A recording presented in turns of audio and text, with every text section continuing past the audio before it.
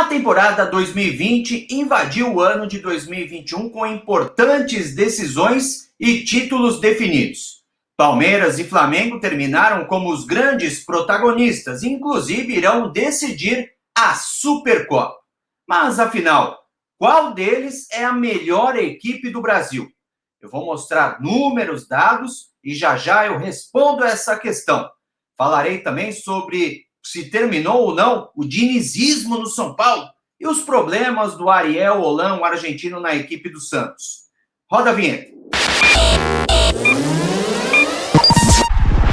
Jingle! Olá, eu sou o jornalista Adriano Dolfi e daqui a pouco tem muita discussão, análise polêmica. Antes eu quero fazer aquele pedido, Aquele pedido já tradicional. Se inscreva em nosso canal e, claro, ative o sininho para receber a notificação de vídeos como este, tá? E, claro, apoiar ainda mais o nosso canal. Valeu? Então, vamos lá. Falando desse duelo particular entre Palmeiras e Flamengo, primeiro, eu quero dizer que o Alviverde chegou aí a 15 títulos nacionais. Uma marca importante, uma marca expressiva, é o clube mais vencedor do futebol brasileiro, claro, dentro aqui do país, dos torneios disputados no Brasil.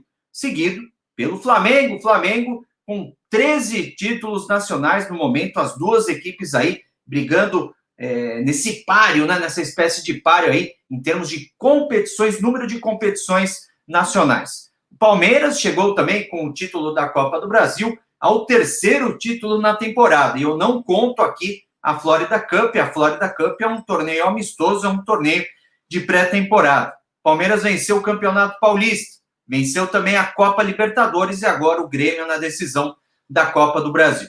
Já o Flamengo levou o título do Campeonato Brasileiro, aliás, o bicampeonato brasileiro, e apenas na última rodada, naquela derrota, curiosamente, perdendo para o São Paulo e contando aí com uma ajudinha do time paulista, no caso, o Corinthians, que empatou 0-0 com o Inter no Beira-Rio. Curiosamente, os dois clubes tiveram mudanças de técnico durante a temporada 2020/2021. Jorge Jesus deixou o Flamengo e se dirigiu ao Benfica de Portugal, e aí o Domi foi contratado. O Domi foi muito criticado, muito questionado pela torcida e pela crítica pela imprensa. No final das contas, a gente já sabe o que aconteceu. O Rogério Ceni chegou ao Flamengo em novembro, também foi criticado, teve um início bastante complicado na equipe do Flamengo, diziam até que alguns jogadores não gostavam do trabalho do Rogério Ceni, como o Gabigol, mas no final das contas o Rogério Ceni conseguiu aí engatar uma sequência de vitórias e essa arrancada, alcançando inclusive o Internacional, foi fundamental para a conquista do título brasileiro. O Abel Ferreira, ele está no cargo há apenas 5 meses, tá, gente? Tudo começou na temporada no Palmeiras com Vanderlei Luxemburgo, que inclusive foi o técnico campeão paulista. O Luxemburgo foi demitido depois de uma derrota para o Coritiba em casa, 3-1 no Campeonato Brasileiro. Era questionado, criticado também por causa da série de empates. A informação que, inclusive, a gente trouxe aqui no Gol de Placa é que o Luxemburgo foi obrigado a administrar um problema dos jogadores mais jovens e os mais experientes do elenco. Teve dificuldade para administrar essa questão, saiu, deixou o cargo, e o Andrei Lopes, o Cebolinha, chegou ao clube para dirigir o Palmeiras em 5 oportunidades, fez um trabalho, inclusive, muito bom. Daqui a pouquinho a gente traz os dados também a respeito de Luxemburgo, Abel e Andrei, quem teve o melhor desempenho no comando técnico do Palmeiras. Nos números ainda, o Flamengo chegou a 70 jogos disputados na temporada com 44 vitórias, 13 empates e 13 derrotas. Marcou 131 vezes e sofreu 78 gols. Palmeiras terminou a temporada com 79 jogos, tá? 9 a mais que o Flamengo e um número de vitórias menor. 40 vitórias, 25 empates e 14 derrotas aí, praticamente igual em termos de derrotas, 13 contra 14. O Palmeiras marcou 122 vezes, tá? Então tem um número inferior aí, inclusive na média ao Flamengo, mas sofreu apenas 56 gols. Palmeiras sofreu 56 gols em 79 jogos. Aí ressaltando o ótimo trabalho na fase defensiva aí do Abel Ferreira, do Andrei Lopes, realmente corrigindo aí um problema crônico do Palmeiras com o Luxemburgo, que eram os gols sofridos. E, claro, destacando o Gustavo Gomes, o paraguaio, o zagueiro, que realizou uma temporada maravilhosa com a camisa alviverde. Eu trouxe aqui os números, né? Mas vocês devem se perguntar, Adriano, e com a bola rolando? Adriano, e a qualidade técnica das duas equipes? Em relação ao Palmeiras, eu observei o Palmeiras oscilando, né? Não vou contar aqui a passagem do Luxemburgo, eu vou contar aqui os jogos mais recentes, Andrei e Abel. Eu vi o Palmeiras jogar mal em apenas uma oportunidade, um Palmeiras irreconhecível naquele duelo da Libertadores em casa contra o River Plate, quando o River teve gols anulados, né? O River poderia ter chegado a empate, talvez aí com mérito do Palmeiras pelo jogo de ida, um pouquinho da sorte do VAR está certo, né, nas decisões tomadas. O Palmeiras perdeu o jogo por apenas 2-0, né? Mas no restante da temporada, o que eu observei do Palmeiras foi um time que trabalhou muito bem a fase defensiva, alternou aí a marcação em bloco baixo, bloco alto, sabia o momento exato de baixar as linhas, transição rápida, transição em velocidade ao ataque, colocava os adversários em dificuldade, jogadas treinadas, jogadas ensaiadas, a bola parada fortíssima, né? Com o Gomes nas cobranças de escanteio, e um diferencial, talvez, em relação ao Flamengo. Em todos os momentos decisivos dessa temporada, muita, mas muita ambição mesmo em vencer as partidas. E no jogo da final da Copa Libertadores, você pode me perguntar, Adriano, o Palmeiras talvez foi um pouco covarde, o Abel foi um pouco covarde naquela final, poderia ter vencido o jogo no tempo normal, com uma vitória mais tranquila? Eu respondo para você que sim, meu amigo teleinternauta, sim. Eu acho que o Abel, naquela oportunidade, foi muito conservador, muito pragmático, alterou a forma de jogar do Palmeiras, muito precavido. Eu acho que não havia essa necessidade, mas ressaltando que ele levou a melhor, né, no momento ali de desconcentração do Santos, vitória no finalzinho da partida, no gol do Breno Lopes de cabeça. Aliás, uma jogada certamente estudada pelo Abel. O Pará tem essa questão da dificuldade, né, na bola alçada na área. O Pará é muito fraco na hora de fechar, né, a primeira linha defensiva, e o Breno Lopes estava exatamente posicionado ali onde estava o Pará. Então, o mérito total do Palmeiras, do Abel, trabalho muito bem feito, muito bem executado, muito estudo, né, em relação aos adversários, e claro que do lado do rubro-negro foi crucial as mudanças feitas pelo Rogério Ceni. Em novembro, o Rogério chegou, como eu disse aqui agora há pouco, foi criticado, né? E em momentos importantes do Campeonato Brasileiro, o Rogério conseguiu responder, né, o anseio aí da torcida da crítica, ele que estava sendo realmente detonado, né? Inclusive já era sondado, falado no nome do Jorge Jesus, que não estava bem no Benfica, para retornar aí ao futebol brasileiro. O Flamengo não chegou a encantar na sequência, né, dessa temporada com o Rogério Ceni no Campeonato Brasileiro. Em algumas oportunidades fez bons jogos, mas foi uma equipe, sim, competitiva, que conseguiu aquela arrancada de vitórias essencial, fundamental para alcançar o Internacional, que chegou a liderar aí, com certa folga, o Campeonato Brasileiro. Mas o Rogério tem em mãos um elenco, sim, de muita qualidade. Mas não vejo o Rogério Ceni com o time na mão, como o Abel Ferreira tem o Palmeiras hoje na mão. O Abel tem o elenco do Palmeiras completamente em suas mãos. O Palmeiras hoje é um time muito mais pronto que o Flamengo, montado, estruturado, né? E o Flamengo, a gente sabe que tem uma questão ali no elenco dos jogadores das categorias de base. Hoje, os jogadores que compõem o elenco do Verdão nas categorias de base têm uma qualidade técnica superior àqueles do Flamengo, da base ali do Ninho do Urubu. Hoje a base do Palmeiras é a melhor categoria de base de todo o país.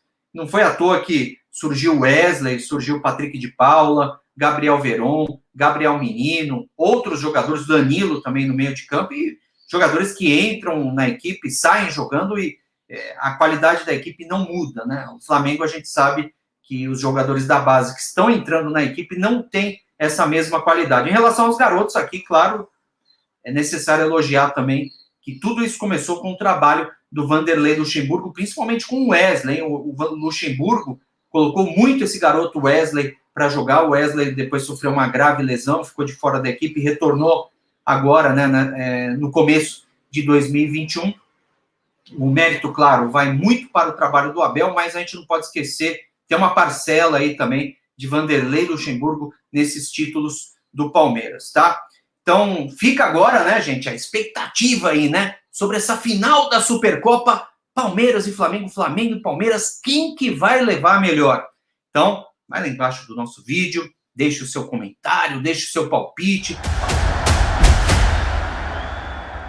Gente, falando aqui rapidinho a respeito do Santos, ficou uma impressão muito ruim desse início de trabalho do Ariel Holan. Parecia uma equipe realmente desorganizada, os jogadores não sabendo muito bem a função, né, para executar, principalmente na segunda etapa, que o primeiro tempo, no jogo contra o São Paulo, o gramado não tinha a menor condição para ser executado futebol, tanto que ele alterou a equipe, né, um pouquinho antes da partida, a entrada do Bruno Marques e a saída do jovem ali da categoria de base, o Pirani, né? Talvez isso tenha mudado um pouco a formatação do que o Ariel treinou durante a semana com a equipe. Mas ficou realmente essa impressão ruim com o Santos, principalmente no segundo tempo, quando o Crespo, do lado do São Paulo, tirou o Arboleda, claro que foi uma circunstância aí da partida por causa de uma lesão, um pisão no pé, e colocou o Rojas em campo.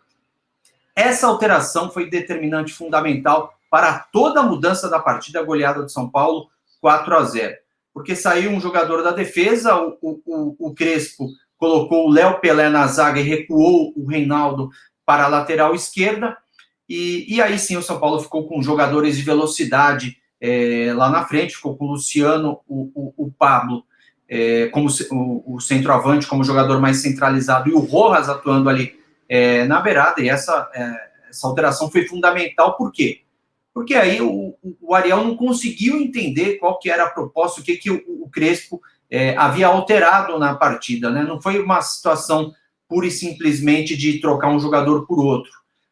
O Reinaldo, que estava jogando, atuando um pouco mais adiantado, não estava tão bem na partida, e com a entrada do Rojas, o São Paulo ficou uma equipe muito mais leve, muito mais veloz, e ficou latente aí a dificuldade do zagueiro do Santos, Luiz Felipe, nessa partida. O Luiz Felipe tomou dribles humilhantes do Daniel Alves. O Luiz Felipe ressuscitou o Daniel Alves, meu amigo. O Luiz Felipe estava com dificuldade na recomposição, o Luiz Felipe estava mal posicionado, inclusive o Luiz Felipe, no gol do Luciano, segundo do São Paulo, claramente ele teria que ter feito a falta no Luciano, né, aquela falta de jogo para parar a jogada. Não fez, jogador lento, jogador sem ritmo, né? O Luiz Felipe estava com muita dificuldade nessa partida. E no terceiro gol, o gol do Pablo, aliás, um golaço do Pablo de cobertura sobre o John, o Luiz Felipe estava mal posicionado, deu condição para o Pablo sair em velocidade, e claro que aí tem uma responsabilidade dividida com o John, que saiu do gol de forma atabalhoada, desistiu, quando ele voltou já era tarde. O terceiro gol do São Paulo já estava consolidado. No quarto gol, o gol do Tietê, que por sinal também um golaço, né, do Tietê, o Luiz Felipe e outros jogadores da zaga completamente perdidos ali, né, na hora de estarem reposicionados, né, na linha defensiva. O Pablo teve tempo até de dar uma cochilada, dormir e ajeitar a bola para o Tietê fazer o quarto gol. Então, um time do Santos que se mostrou completamente confuso, né, na organização, nas ideias, no posicionamento. A gente não sabia qual que era a proposta do Ariel, se era um jogo de aproximação, se era um jogo de toque de bola, se ia sair no contra-ataque, se iria para cima, se iria enfrentar o São Paulo. Então, a situação ficou muito confusa, e claro que o Ariel tem problemas no elenco. O Ariel não tem um elenco de qualidade, jogadores do Santos saíram, foram vendidos, o Diego Pituca, o Lucas Veríssimo, e as peças de reposição não estão à disposição do Ariel, porque o Santos tem uma punição da FIFA. Essa punição impede que o Santos contrate jogadores. Recebeu agora o Copete, mas o Copete já treinava com o elenco. O Copete tem contrato sendo encerrado aí no meio do ano, então a gente nem pode considerar o Copete como um reforço. Mas o Ariel vai ter trabalho nessa pré-Libertadores, no jogo já desta terça-feira contra o Deportivo Lara. Primeiro porque ele terá que remontar aí o sistema defensivo. Pará lesionado, o Madison também lesionado. Pará, aliás, está com um novo coronavírus, ele não pode jogar. Então, ele vai ter que improvisar na lateral direita. Certamente ele vai tirar o Luiz Felipe. Se o Ariel Holan não tirar o Luiz Felipe, alguma coisa muito errada está acontecendo na Vila Belmiro. Então, eu colocaria na posição do Luiz Felipe o Sabino, jogador que, inclusive, se destacou no Coritiba, foi um dos destaques do Coritiba, apesar do rebaixamento da equipe Coxa Branca. E ele certamente também tem essa dúvida, mas certamente não terá o Marinho, que não foi a campo no domingo. Se o Marinho jogar contra o Deportivo Lara, talvez eu entenda que seja uma circunstância de jogo para entrar na segunda etapa, para, de repente, começar a pegar ritmo de jogo, mas eu não vejo o Marinho atuando contra o Deportivo Lara, porque o Marinho esteve fora aí por causa da infecção também do novo coronavírus, ficou de fora aí no final do Campeonato Brasileiro e tirou umas férias, está retornando agora. O Marinho não deve ter ainda a condição física ideal para atuar na equipe titular do Santos. Então, a torcida do Peixe fica aí no aguardo do que vai acontecer nessa terça-feira, um duelo que talvez não seja tão complicado, porque o Deportivo Lara está se reestruturando, mudou todo o plantel, né? Passa aí por uma transição, né? É uma equipe que também não vinha atuando tanto, o Santos está atuando bem ou mal com os jovens, né? Mas está atuando.